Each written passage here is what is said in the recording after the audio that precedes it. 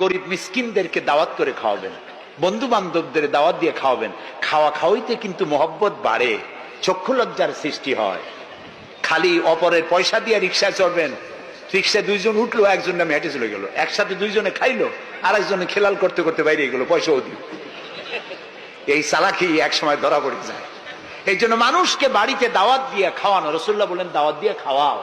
তাহাদ্দু তাহাব্বু, হাদিয়া দাও, মহব্বত বাড়বে। কারো অসুখ হয়েছে, তার বাড়িতে একটু আঙ্গুর নিয়ে যাও, একটু কমলা নিয়ে যাও।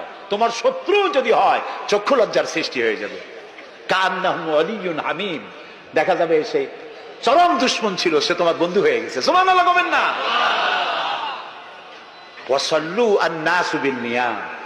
আর 3 নম্বরে, মানুষ যখন ঘুমায়া থাকে তখন তুমি নামাজ পড়িও। কোন সময় কোন তো? ও, তাও তো আপনারা জানেন, মধ্যরাতের পরে যখন মানুষেরা ঘুমায় থাকে তখন তুমি নামাজ পড়িও। এই রাত্রে কেন?